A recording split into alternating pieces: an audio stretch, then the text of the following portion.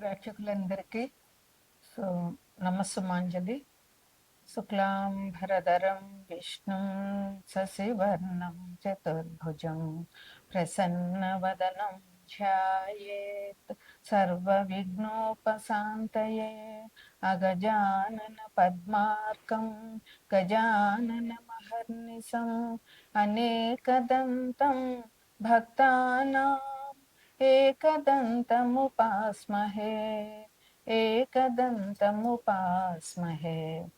మనం ఇప్పుడు ఏప్రిల్ నెలలో మాస ఫలితాలు చెప్పుకుంటున్నాము. మొదలు ఏప్రిల్ నెలలో మనకి ముఖ్యంగా వచ్చేటటువంటి పండుగ ఏంటంటే ఏప్రిల్ 17 తర్వాత 17 అమావాస్య ఉంది. 18వ తారీఖు నుంచి వైశాఖ మాసం మొదలవుతుంది. అందువల్ల వైశాఖ మాసంలో వచ్చేది అక్షయ తృతీయ. అది ఆ పండగ. ఆ రోజు లక్ష్మీదేవిని పూజించాలి. ఇంతకు మించి ఏప్రిల్లో మనకి ఇంకా పండుగలు ఏమీ లేవు. ఇక రాశి ఫలితాలు చెప్పుకోవాలంటే తదుపరి రాశి వృషభ రాశి. ఇది మేషాత్తు రెండో రాశి అవుతుంది. వృషభాన్ని లగ్నంగా వృషభ రాశికి అధిపతి శుక్రుడు. వృషభంలో ఏమేమి ఉంటాయంటే కృత్తిక 3, 2, 3, 4 పాదాలు, రోహిణి 4 పాదాలు, మృగశిర 1, 2 పాదాలు ఉంటాయి కృత్తికలో. కృత్తికని వృషభంలో కృత్తిక 2, 3, 4 పాదాలు, రోహిణి 4 పాదాలు, మృగశిర 1, 2 పాదాలు ఉంటాయి. వృషభాన్ని లగ్నంగా చేసుకున్నట్లయితే రెండో ఇంట్లో అంటే మిథునంలో గురువు ఉన్నారు. ఇందులోనేమో సింహంలోనేమో కేతువు ఉన్నారు. కుంభంలోనేమో రాహువు, బుధుడు, కుజుడు ఉన్నారు. ఇక్కడేమో శుక్రుడేమో వ్యయంలో మేషంలో ఉన్నారు. మేనంలోనేమో శని రవులు ఉన్నారు. అయితే ఈ గ్రహాల సంచారం ప్రస్తుతం అంటే ఏప్రిల్ 1వ తారీఖున గ్రహ సంచారం ఇది. మళ్ళీ కొన్ని గ్రహాలు ఏప్రిల్ మధ్యలో మారుతాయి. అవేంటంటే 15వ తారీఖున రవి మేనంలోంచి మేషంలోనికి వస్తారు. అట్లాగే 11 ఏప్రిల్ నాడు బుధుడు కుంభంలోంచి మేనంలోనికి వస్తారు. 3 ఏప్రిల్న కుజుడు కుంభంలోంచి మేనంలోనికి వస్తారు. 20 ఏప్రిల్న మేనంలో ఉన్న శుక్రుడు వృషభంలోకి అంటే లగ్నంలోనికి వస్తాడనమాట. వృషభ రాశి వారికి ఈ నెలంతా కూడా చాలా అనుకూలంగా ఉంది. ఎటువంటి ఇబ్బందులు లేవు. మీకు వృత్తి వ్యాపారాల్లో రాణింపు ఉంది. ఆరోగ్యం చాలా బాగుంటుంది. ఆదాయం కూడా చాలా బాగుంటుంది. వాహన సౌఖ్యం అంటే వాహనం మీద ప్రయాణాలు చేయడము, వాహనాల మీద లేదా వాహనాలు కొనుక్కోగలగడము కూడా ఈ రాశి వారికి ఈ మాసంలో ఉందన్నమాట. ఇంకా మీకు బంధుమిత్రుల వల్ల చాలా సౌఖ్యంగా ఉంటుంది. వాళ్ళ వల్ల మీకు ఎటువంటి ఇబ్బందులు ఉండకుండా వాళ్ళతో మీరు చాలా సంతోషంగా ఉండగలుగుతారు. సంతాన సౌఖ్యం కూడా ఉంది. సంతానం వల్ల కూడా మీకు ఎటువంటి ఇబ్బందులు లేవు. వాళ్ళ వల్ల మీకు మంచి పేరు ప్రఖ్యాతులే వస్తాయి, కానీ ఇబ్బందులు ఉండవు. అలాగే శత్రువులందరి మీద మీకు జయం ఉంటుంది. అంటే శత్రువుల్ని మీకు ఇది వరకు ఎవరైనా శత్రువులు ఉన్నా కూడా వాళ్ళ నుంచి మీరు మంచి అభివృద్ధి ఆటంకాలు లేకుండా, వాళ్ళు మీకు ఎటువంటి ఆటంకాలు పెట్టకుండా మిమ్మల్ని అభిమానించేలాగా ఆ శత్రువులు మీరు చేసుకోగలుగుతారనమాట. అట్లాగే కుటుంబంలో కూడా సౌఖ్యం ఉంది. కుటుంబంలో ఎవరితోటి గొడవలు ఉండవు. కుటుంబంలో గొడవలు లేకపోతే సగం బాధ లేనట్టే. కుటుంబంలో సౌఖ్యం ఉంటుంది. కుటుంబంలో అందరూ ఒక మాట మీద ఉండి ఒకటే బాటగా నడుస్తారు. ఇంకా సుఖ సౌఖ్యాలు ఉంటాయి. ధనం వృద్ధి అవుతుంది. కొత్త పరిచయాలు జరుగుతాయి. ఈ కొత్త పరిచయాల వల్ల మీకు సంఘంలో మంచి పేరు ప్రఖ్యాతులు వస్తాయి. వాళ్ళ వల్ల మీకు, మీ వల్ల వాళ్ళకి కూడా ఉపయోగాలు ఉంటాయి. విద్యార్థులకి పోటీ పరీక్షల్లో మంచి మార్కులు వస్తాయి. విద్యార్థులకి ఈ నెల చాలా అనుకూలంగా ఉంది అనమాట.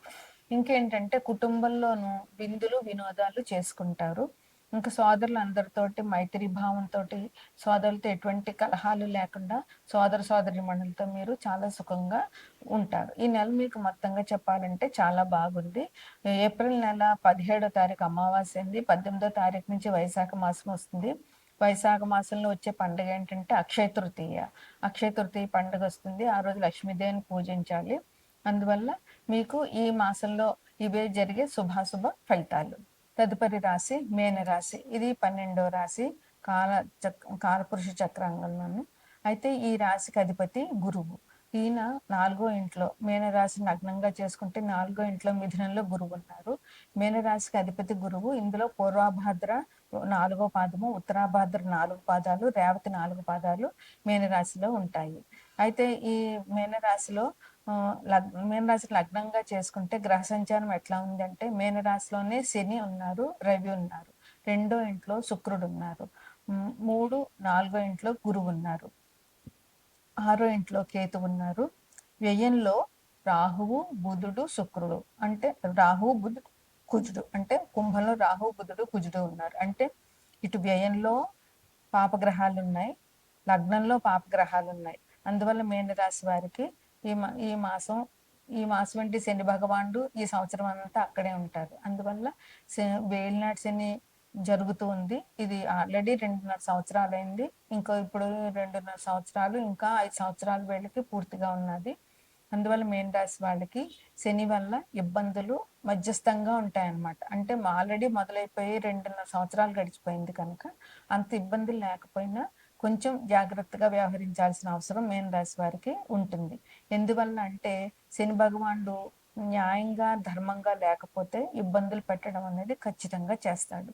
న్యాయంగా, ధర్మబద్ధంగా ఉంటే వాళ్ళు ఎటువంటి ఇబ్బందులు లేకుండా శని భగవానుడు వాళ్ళ జీవితం సాఫీగా వెళ్ళిపోయేలా చేస్తాడు. ఆయన చెడ్డ గ్రహం, పాపగ్రహం అని అనుకుంటాం, కానీ నిజమైన ధర్మమైన గ్రహం ఆయన. అట్లాగే ధర్మానికి మరో పేరైన రవి కూడా ఇద్దరు మీనరాశి లగ్నంలోనే ఉన్నారు. అందువల్ల వీళ్ళకి జన్మశని, ఏలినాటి శని నడుస్తుంది. దీనివల్ల ఏంటంటే ఒత్తిడి బాగా తీసుకొస్తాడు శని భగవానుడు. ప్రతి చిన్న విషయానికి ఆందోళన పడిపోవడము, దానివల్ల భయం పెంచుకోవడము, ఆ ఆందోళన వల్ల, ఈ భయం వల్ల తప్పులు చేయడము. అందువల్ల ఆందోళన పడకుండా నేను ధర్మంగా ఉన్నాను, నాకు దేవుడు అనుకూలంగా ఉంటాడు అని నిరంతరం అనుకుంటూ ఉంటే మనం ఏది నిరంతరం జపిస్తూ ఉంటామో, తలుస్తూ ఉంటామో అదే మనకి జరుగుతుంది. అందువల్ల ఎప్పుడు చెడు ఆలోచించకుండా, నెగిటివ్ థాట్స్ లేకుండా పాజిటివ్ థాట్స్ ఒకటి ముందుకెళ్ళండి. అలాగే నాకు మంచి జరుగుతుంది, నేను నేను ధర్మంగా ఉన్నాను, ధర్మంగా ఉంటాను, ఆ ధర్మంగా ఉండేలా చెయ్యి భగవంతుడా అని దేవుడికి దండం పెట్టుకోండి. అప్పుడు మిమ్మల్ని దేవుడు మంచి మార్గంలో నడిపిస్తాడు. మనం ఏది కోరితే అది భగవంతుడు మనకు ప్రసాదిస్తాడు కదా. అందువల్ల ఆందోళన, కోపం, ఉద్రేకం, బద్ధకం ఇవన్నీ శని లక్షణాలే. ఉద్రేకం, కోపం ఉంటుంది. బద్ధకం ఇంకా శని భగవానుడికి మొట్టమొదటి లక్షణం. అందువల్ల ఈ బద్ధకాన్ని మనకు పెడతాడు, కానీ ఆ బద్ధకాన్ని మనమే అధిగమించి జాగ్రత్తగా ఉండాలి. అలాగే ఆరోగ్యానికి కూడా ఇబ్బందులు వచ్చేటటువంటి అవకాశాలు ఉన్నాయి. ముందే ఆరోగ్యం గురించి జాగ్రత్త వహించండి. ఇంకా మీకు అవమానాలు కూడా కొంచెం జరిగే అవకాశం ఉంటుంది. అందువల్ల ఎవరితోనైనా మాట్లాడేటప్పుడైనా, ఏదైనా ఎవరికైనా ఒక సలహా చెప్పేటప్పుడైనా, లేదా ఎవరికైనా ఒక పని చేసేటప్పుడైనా దానివల్ల ఎలాంటి పాజిటివ్ ఉంటుంది, ఎలాంటి నెగిటివ్నెస్ ఉంటుంది అని ఆలోచించి అప్పుడు మీరు ముందుకెళ్ళండి. దానివల్ల మీకు అనవసరంగా వచ్చే అవమానాలన్నీ తగ్గిపోతాయి అన్నమాట. అలాగే జీవిత భాగస్వామితో కూడా పరస్పర విభేదాలు ఉంటాయి. అది మీరు ఇద్దరూ పరిష్కరించుకోవాల్సిందే. అది ఎవరు ఏం చేయలేరు కనుక జాగ్రత్తగా ఇద్దరు కూర్చోవడం, ఆలోచించుకోవడం, సమస్యల నుంచి బయటకు రావడం చేయాలి. ఇంకా సహాయ సహకారాలు కూడా ఉంటాయి. మీరు మంచిగా ఉంటే వాళ్ళ సహాయ సహకారాలు కూడా మీకు ఉంటాయి అన్నమాట. అన్నింట్లో కూడా మీరు జాగ్రత్తగా ఆలోచించితే, మంచిగానే ధర్మంగా ఉంటే అన్ని పనుల్లో కూడా ఎన్ని చికాకులు చెప్పినా అన్ని చికాకులు కూడా అధిగమించగలుగుతారనమాట. అయితే మీకు బాధ్యత ఎక్కువగా ఉంటుంది.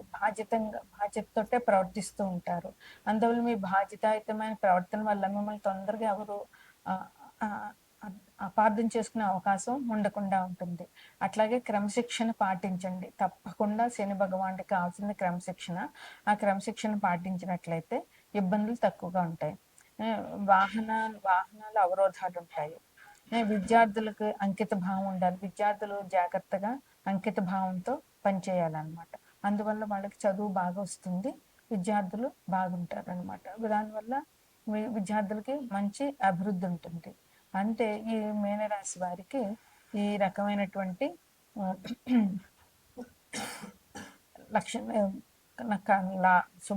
శుభాశుభ ఫలితాలు ఉన్నాయి ఈ మాసంలోనూ.